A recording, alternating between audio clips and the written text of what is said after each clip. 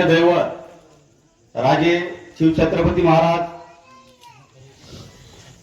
पुण्यश्लोक लोकमात्या अहिल्यादेवी होळकर, राजे मल्हारराव होळकर, क्रांतीसूर्य महात्मा ज्योतिराव फुले, क्रांतीज्योती सावित्रीबाई फुले, हिंदू सूर्य महाराणाजी प्रताप व भारतीय संविधानाचे जनक डॉक्टर बाबासाहेब आंबेडकर या सर्वांना मी प्रथम विनम्र अभिवादन करतो। आज एक 20-25 दिवसापूर्वी जयेश महाराज 20-25 दिवस नाही, मला वाटतं 1 महिना झाला, आणि जयेश महाराजांच्या डोक्यात एक संकल्पना आली। ती संकल्पना काय होती की एक संस्था आपण ओपन करायची। ती संस्था म्हणजे त्यांनी त्यांच्या आईच्या नावे सुरू केली। त्या संस्था ओपन करण्याचं मला वाटतं काय त्यांच्या मनात असेल, संस्था कशासाठी ओपन करता, घर चालवण्यासाठी करता का? नाही, संस्था कशासाठी करतात? आपण आपल्यासाठी करतोय, आपण जेवढे सर्व बघतोय आपल्यासाठी करतोय, पण समाजात जे वंचित आहेत, कोणी लहान मुलगी आहे, तिची आई गेली, वडील गेले, ती आज कुठेतरी अनाथ आश्रम मध्ये आहे, पण तिचं संगोपन कुठून होतं? शासन देतं, पण किती देतं? समजा एखादी संस्थेत 200 मुलं असतील, आश्रमचे आहेत फाराची मला बरोबर आहे का, 200 मुलं असतील तर 200 मुलांचं संगोपन शासन करतं का? म्हणजे त्यांना 100% जे देतं का?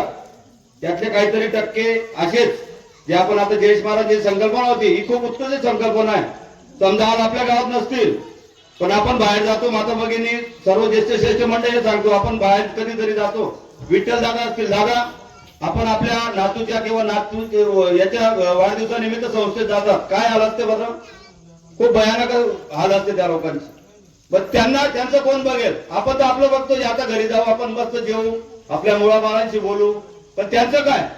मग ते जे आपले घटक आहेत त्या घटकांना काय होतं की ही जी संस्था ओपन होते, आणि जयेश महाराजांना माझं 2-3 वेळेस या विषयावर बोलणं झालं। जयेश महाराजांच्या मनात तीच संकल्पना आहे की आपण जर आपल्या, आणि तो जो विषय जयेश महाराज बघा, त्याच्या आईने लहानपणापासून वडिलांचं सुद्धा वडील आहे, पण त्यांचे छत्र त्यांच्या डोक्यावर नाही, त्यांच्या आजी आजोबांनी लहानपणापासून केलं, पण त्यातनं काय भोगावं लागतं किंवा त्यातनं इथपर्यंत यायला त्यांना काय कष्ट घ्यावं लागते हे आपण जेवढं नाही माहिती, त्यांनी ते भोगलंय की नाही भोगलंय?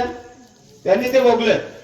म्हणूनच त्याच्या डोक्यात संकल्पना आली की मी भोगलं, पण अजून जे उपेक्षित घटक आहेत समाजाचे त्यांच्यासाठी काय? मग त्यांनी काय केलं? ती संस्था ओपन केली, पण ती संस्था जर त्यांनी ओपन जरी केली, पण तिला काय गव्हर्नमेंट लगेच काय अनुदान देणार आहे का?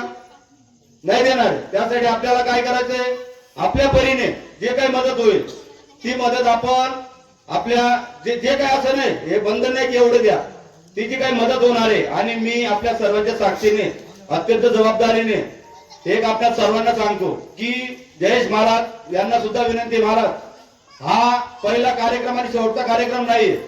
आपल्या आईची म्हणजे स्वर्गीय माता श्री कावेरीबाईंचं 15 जून हे पुण्यतिथी आहे ना, पुण्यतिथी दिवस मी आपल्याला सांगतो की प्रत्येक वर्षी हा पुण्यतिथीचा कार्यक्रम करायचा, त्याचा लेखाजोखा लोकांसमोर द्यायचा, आणि त्याचा पुढे काय करता येईल किंवा तुम्ही वर्षभरामध्ये काय केलं, म्हणजे तुम्ही आजपासून वर्षभरामध्ये तुमच्याकडे डोनेशन किती आलं, त्याचं तुम्ही कुठल्या संस्थेसाठी खर्च केलं, आणि पुढे रजिस्ट्रेशनसाठी काय काय करता येईल ते सर्व मंडळी आहे। पण मी आपणास एक शब्द देतो की या संस्थेचा पुढच्या वर्षीचा म्हणजे दुसरा याचं जे काही खर्च येतो 50% मी देईल, पण आपण हा कार्यक्रम ठेवायचा आणि नक्कीच ठेवायचा। आणि मी गावकरी माता भगिनींना ज्येष्ठ मंडळींना सुद्धा विनंती करेन की आपण सप्ताह करतो ना, हा सुद्धा एक सप्ताह आहे, आणि मला वाटतं सप्ताहापेक्षा सुद्धा जास्त श्रेष्ठत्व याचेच आहे, बरोबर आहे का महाराज? चुकीचं आहे काय? आपण काय करतो? सप्ताह जेव घालतो ना, सप्ताह काय शिकवतं? आता मागच्या वर्षी आपण त्यांच्या आई वडील त्यांना विचारा, त्यांची मुलं गीता बोलतात की नाही? दररोज सगळे गीता बोलतात। आता कोणाला जर असं हे करायचं, शाळेत जा, मुलांची गीता ही तोंडीपाठ झाली, महाराज एक अध्याय तोंडीपाठ झालाय मुलांचा। म्हणून मी आपणास पुनश्च विनंती करेन की जयेश महाराजांनी एक झाड लावलंय छोटस, त्याला मोठं कोण करणार? एकटं जयेश महाराज करणार आहेत का? आपण सर्व करू, बरोबर? एक सप्ताह करायचा, किती सप्ताह होतात आपल्या गावात?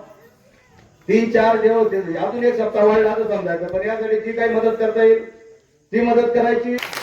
तसेच आज जयेश महाराज यांनी मला जनसेवक पुरस्कार दिला, अजून काही कर्तृत्ववान व्यक्ती आहे, दादा आहेत, सर्वच भगिनी मंडळी आणि माता भगिनी का दिला बरं? जयेश महाराज कडे जास्त पैसे झाले होते का?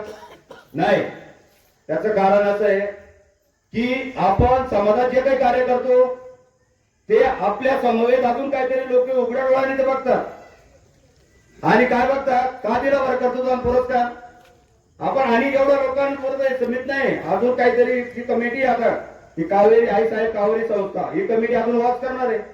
आणि जे काही आता जातीपातीचा विषय नाही, कोणीही असो, जे बिचारे काही स्वतःहून कुठल्याही कोणाच्या सुखदुःखात सहभागी होतात, कुठं लग्न कार्य असेल, कुठं मयत असेल, अजून काही कार्यक्रम असतील ज्यात सर्वांना सहकार्य करतात, त्या सर्वांना ती कमिटी वाच ठेवेल. त्या वरच्या मराठी अजून काय मला वाटतं 10-20 लोकांना दिले, महिलांना दिले, अजून 50 दिवस आपण काय फरक पडतो, बरोबर आहे मला? 50 जर दिले तर काय होईल, आता त्याचा कार्यक्रम वाढेल. पण जे कोणी म्हणजे आपल्या सर्वांच्या याच्यात सुखदुःखात राहतील, सर्व याच्यासाठी त्यासाठी आपण एक हे करू.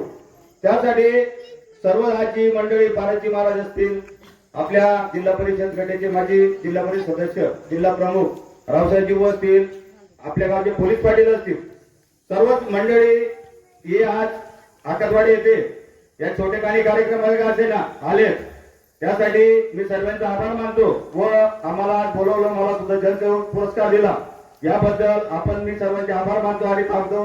धन्यवाद. जय मल्हार. धन्यवाद दीपक दादा. यानंतर